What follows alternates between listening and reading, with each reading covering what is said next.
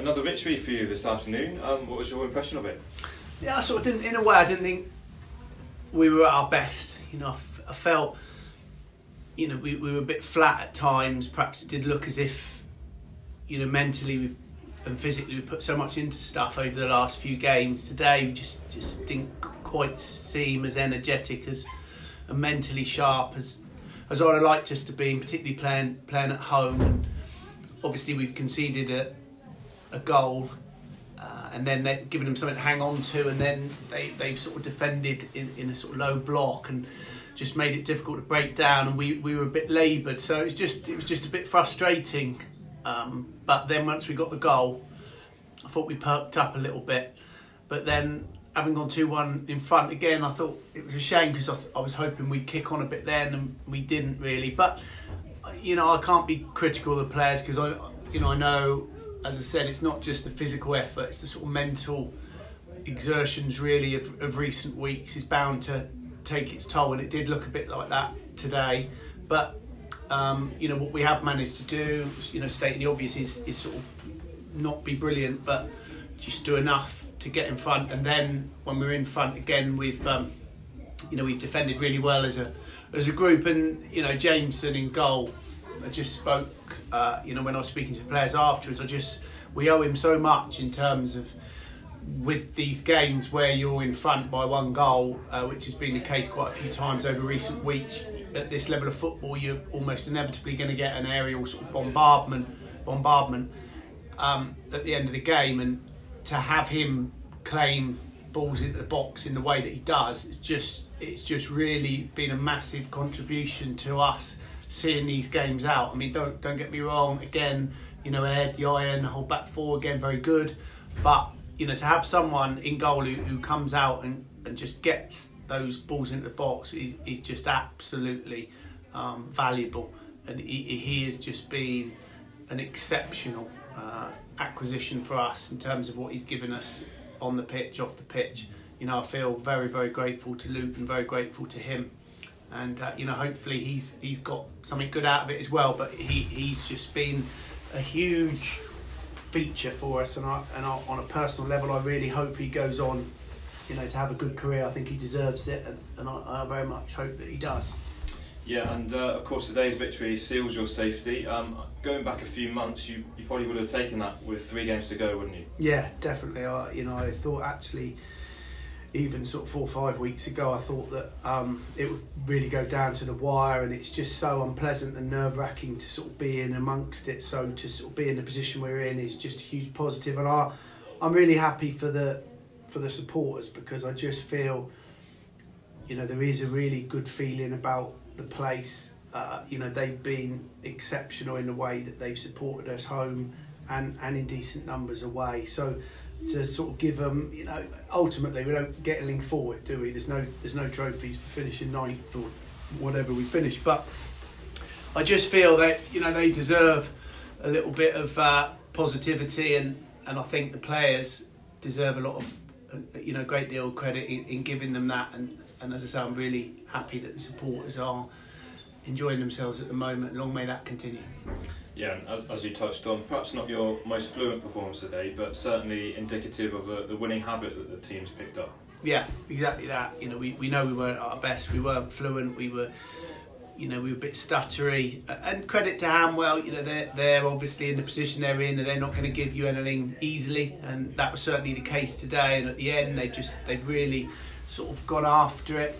They'll probably be a bit disappointed sometimes with a little bit of lack of quality perhaps when they really needed it, but it wasn't a lack of effort, and we were put under the gun, and again we've come through, and I'm just so happy for the group, because it's so well deserved in terms of what they put into matches and what they've sort of become in terms of, as I've spoken about before, their attachment and their mentality. It's really, as I've said it before, I really take a lot of pleasure in witnessing it. Just a quick glance ahead to next season as well, because when the team puts together a run like you're on at the moment, I think it's 11 games unbeaten now.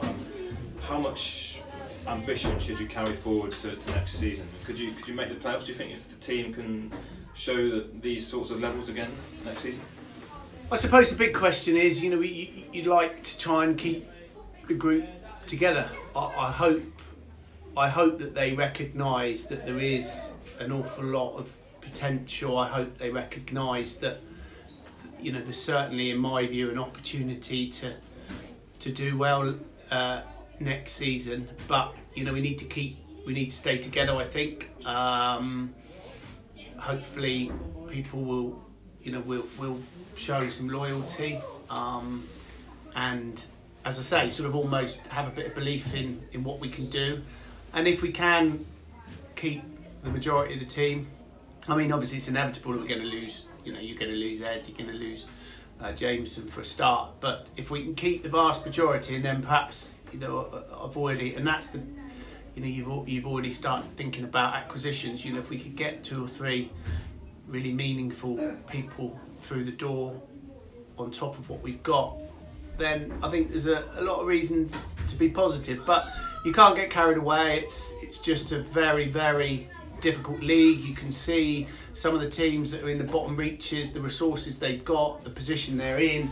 There's going to be some there's probably going to be at least 1 or 2, very well resourced teams that go out of the league. So it's tough from top to bottom. I've said that perhaps the quality of the top has diminished a little bit, but the quality at the bottom has improved. So it's just a very difficult league. And as much as you can go on a brilliant run like we've been on, we've seen other teams, again, well resourced, a lot of good players that can see the other side of it. So I don't want anyone to get carried away. I want people to enjoy what's happening at the moment, and I do believe there's reason for some positivity, but also realism. No worries.